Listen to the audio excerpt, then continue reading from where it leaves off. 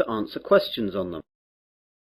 You have time to read the instructions and questions and check your work. All recordings are played only once. Now turn to Section 1. Section 1. You will hear a conversation between a man and a woman as the man joins a local library. First, you have some time to look at questions 1 to 5.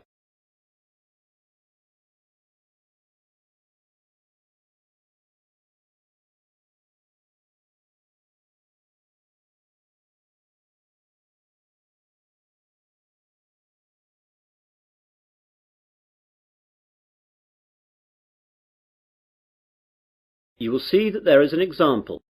This time only, the conversation relating to this will be played first. Hello, I'm new in the area and I'd like to join the library, please. That's no problem. Let me get an application form. Here we are. Now, all we have to do is fill this in and then I'll get you to sign it and you'll be a member. Great. Now then, what's your full name? Peter Adrian Camden. How do you spell Camden? C-A-M-D-E-N. C-A-M-D-E-N? Yes, that's right. So, Camden is the correct answer. Now we begin. You should answer the questions as you listen, as the recording is not played twice. Listen carefully to the conversation and answer questions 1 to 5. Hello, I'm new in the area and I'd like to join the library, please. That's no problem. Let me get an application form. Here we are. Now, all we have to do is fill this in and then I'll get you to sign it and you'll be a member. Great. Now then, what's your full name? Peter Adrian Camden. How do you spell Camden? C-A-M-D-E-N. C-A-M-D-E-N? Yes, that's right. Right. And what's your address? Flat 5, 53 Green Street, Finsbury. OK, got that.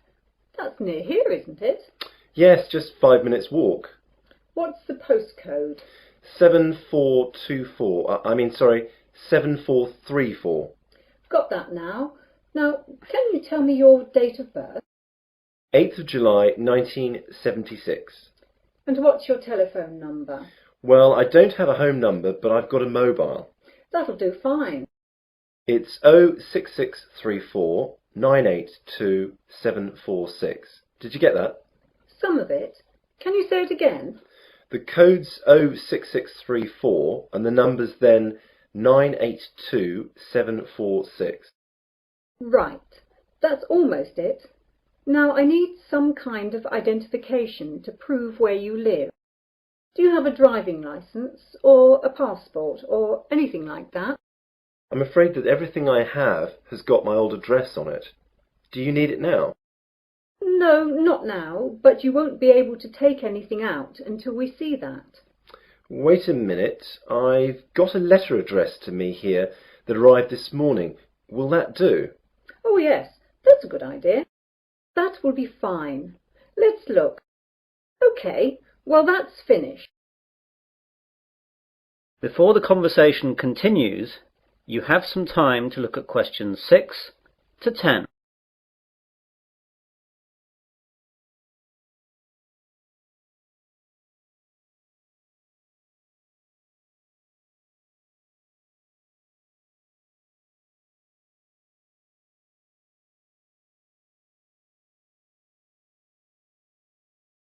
Now listen carefully and answer questions 6 to 10.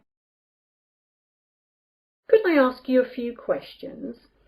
The council that runs the library is running a survey to find out what kind of books people prefer so that they can direct their buying. Yeah, no problem. OK, so what type of books do you like? Well, I'm very keen on mysteries. You know, when a detective is trying to find out who did the murder. Historical novels interest me too. Romance, never. My sister loves them, but they bore me to tears. I quite like books on animals too. I get them out sometimes. Not science fiction either. Too weird. Well, I think that's it then. Good. Oh, do you charge anything? The library is free unless you want to rent out some of our videos or DVDs. And how much is that? Well, we rent videos out for $4 each and DVDs are $6. You must leave us a deposit of $60 as well. That's returnable, of course.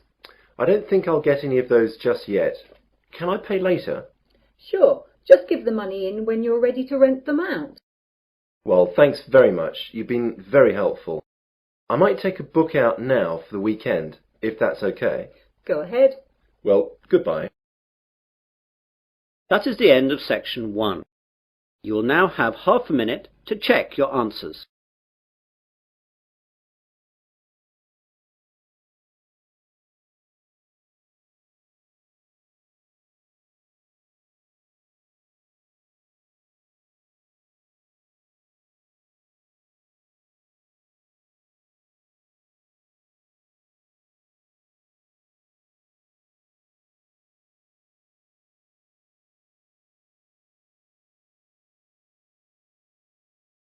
Now turn to section 2. Section 2. You will hear a radio presenter interviewing a doctor. First you have some time to look at questions 11 to 14.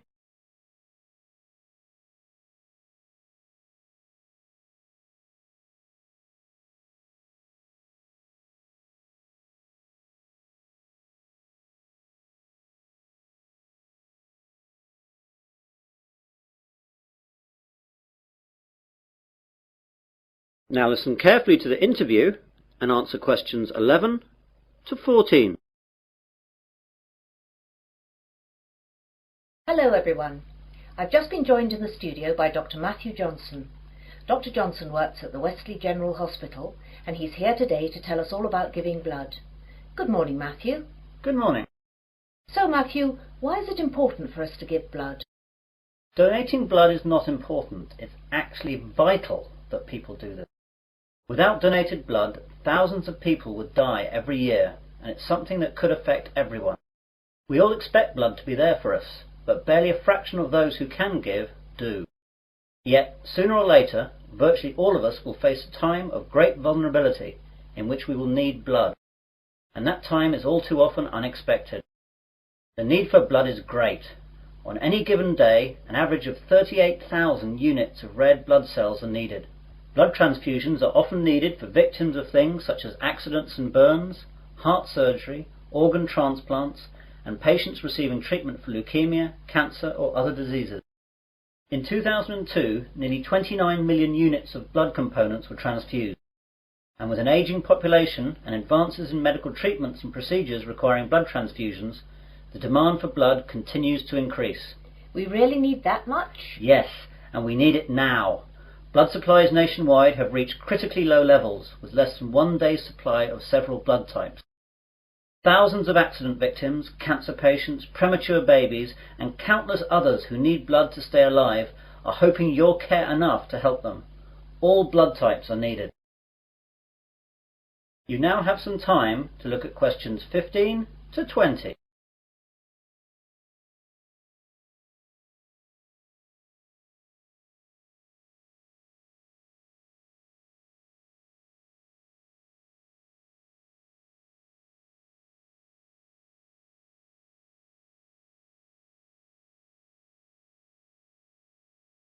Now listen to the rest of the conversation and answer questions 15 to 20. What are the different types?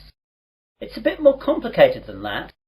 First we collect the whole blood from donors, and then it's sorted into the different types, which are basically O, A, B or AB, though there are also divisions here. Then the blood is split into its constituent parts. We divide it into 4 basic parts.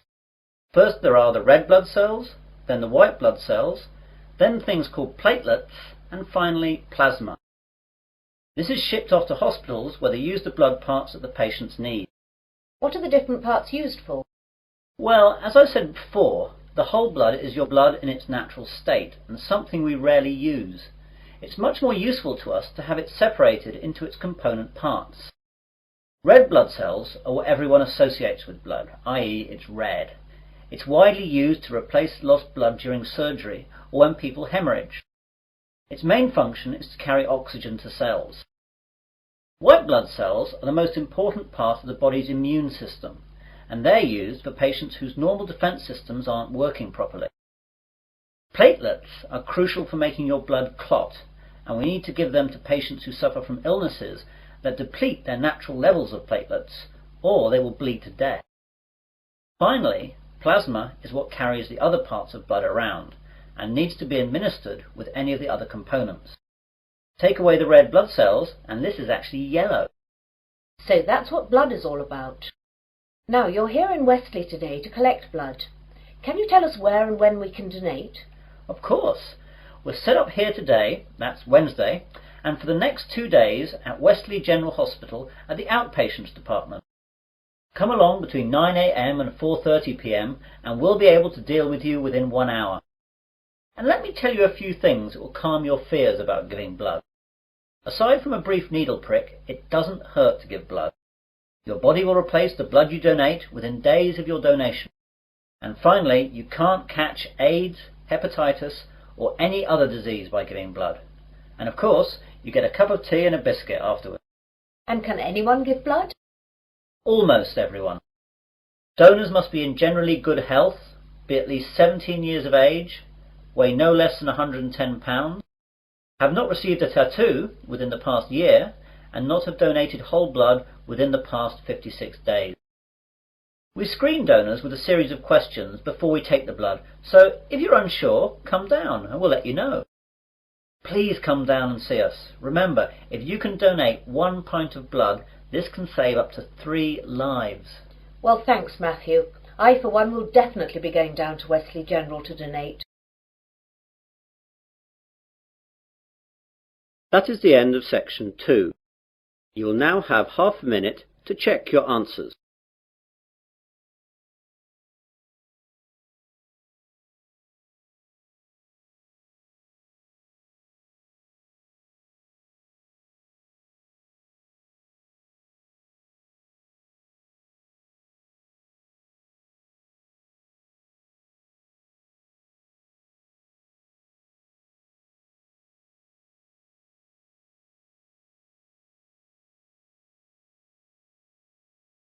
Now turn to section 3. Section 3.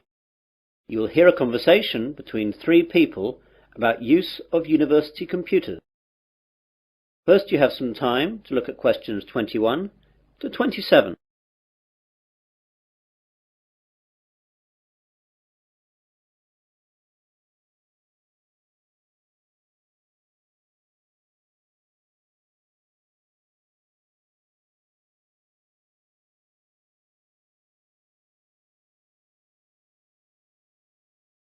Now listen carefully and answer questions 21 to 27.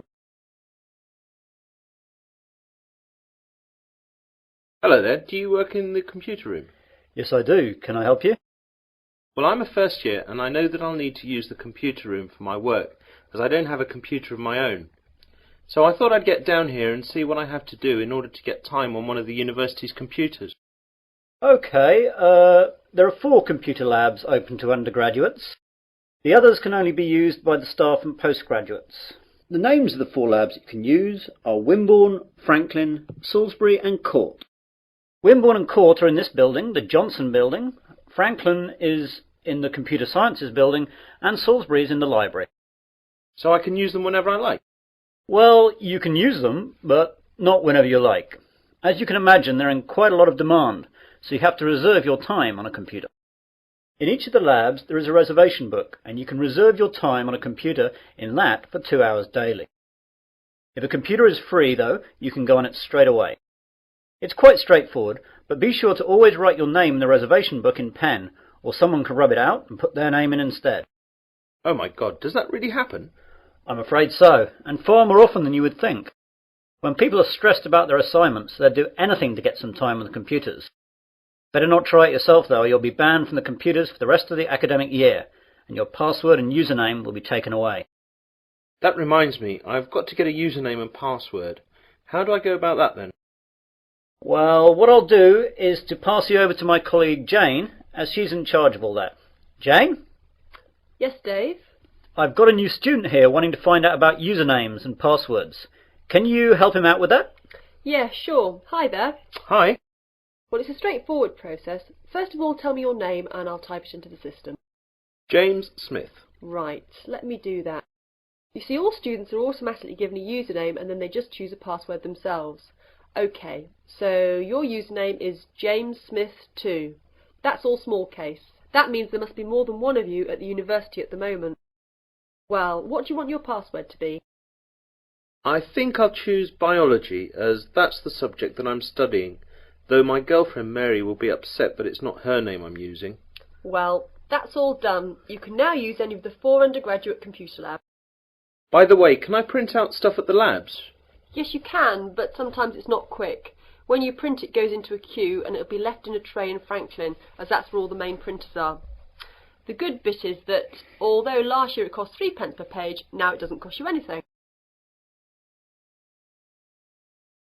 You now have some time to look at questions 28 to 30.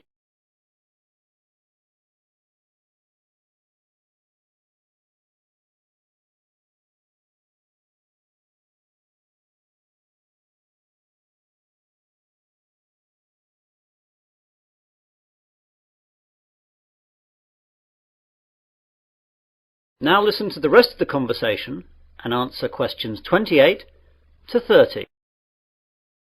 I don't really know much about computing. Is there any training available? Yes, we have introductory courses for all new students. There is beginner, intermediate and advanced. Which would you like to go for? Well, I have done some, but I don't know if I'm up to anything more than beginner. I'd better stick with that. Intermediate could be too tough.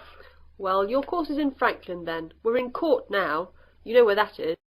That's in this building too, isn't it? No, that's Wimborne you're thinking about. Franklin's over in the Computer Sciences building. Anything else? I don't know what time the course starts. Let's have a look then. Advanced starts at 4:30 in the afternoon on Mondays, but yours is the day after at 5 in the afternoon. Are there any other times, as I've got a part-time job then? Yes, you could try Thursday at 2 p.m. How's that? Even worse, as I've a tutorial then. Anything else? No, that's it. I'll have to rearrange work then. I can't miss the tutorial. That is the end of section 3. You will now have half a minute to check your answers.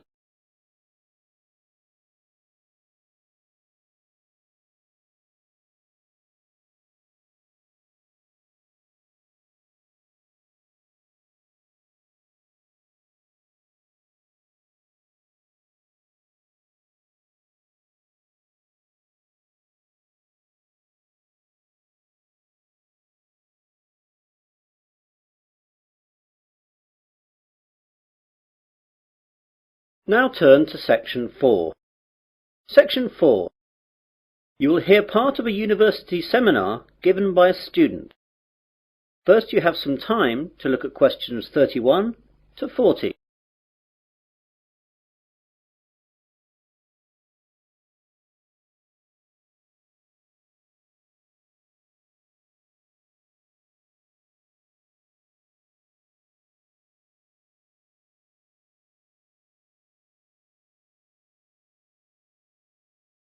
Now listen carefully and answer questions 31 to 40. Good afternoon, everyone.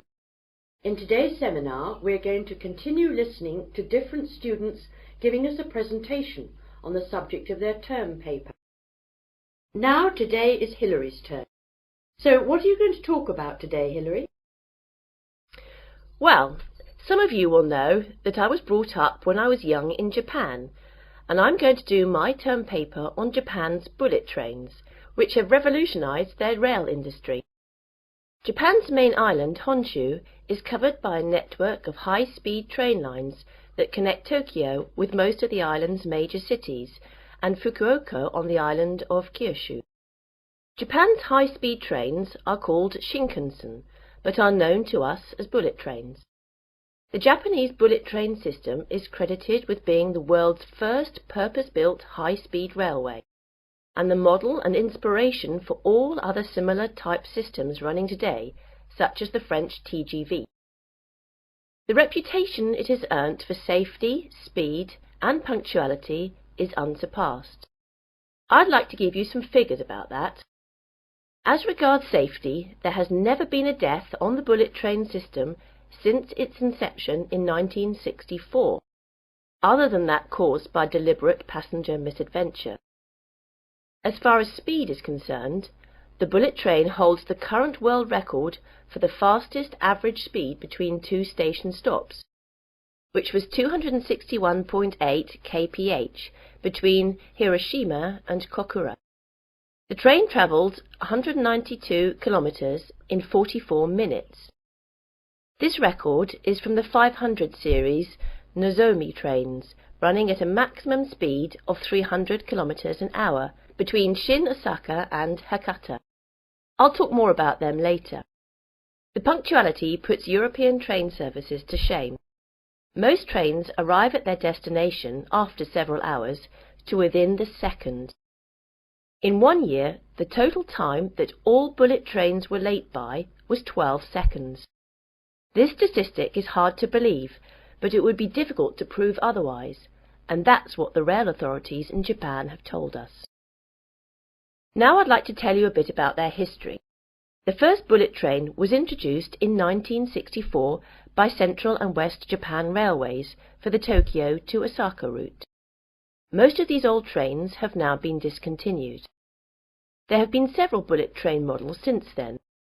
The most recent ones have been the 300, 500 and 700 series, and it's the 500 series one that can travel at 300 kph. The bullet trains operating in Japan today are of the three following categories: Nozomi, Hikari and Kodama. The Nozomi trains stop only at the most important stations and reach Osaka from Tokyo in only about 2.5 hours, and it's the most modern of bullet trains that serve as Nozomi. Hikari trains stop a little bit more frequently than Nozomi trains and need roughly 3 hours to reach Osaka from Tokyo. Kodama trains stop at all stations, and they are the local trains among bullet trains. Older models of bullet trains serve as Kodama. I'd like now to talk a little bit about the technology involved in bullet trains. The Shinkansen bullet trains consist of electrically powered cars.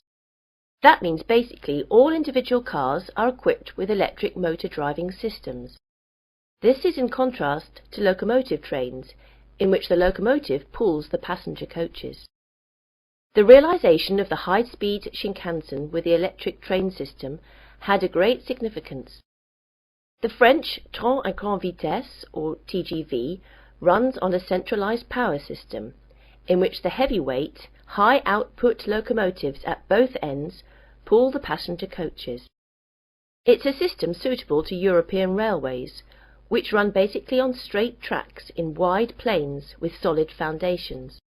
However, it is unsuitable in Japan, where the ground is flimsy and the tracks full of curves and undulations, and intercity distances are short, making it necessary for the trains to accelerate and decelerate frequently.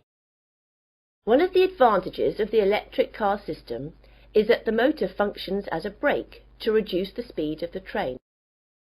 When the power feed to the electric car motors is stopped, the wheels continue revolving, keeping the motors rotating, resulting in electricity generation by magnetic induction. As the force acts in the direction opposite to the axle's motion, it functions as a brake to the train. All the motors equipped on each coach can be utilized effectively to reduce the speed, making the electric train system advantageous on Japanese railways, which involve frequent deceleration and acceleration. In addition, by virtue of the remarkable progress achieved recently in semiconductor technologies, the electric train system has undergone tremendous improvements in power, operability and safety administration, so the system is becoming increasingly advantageous. That is the end of section 4. You'll now have half a minute to check your answers.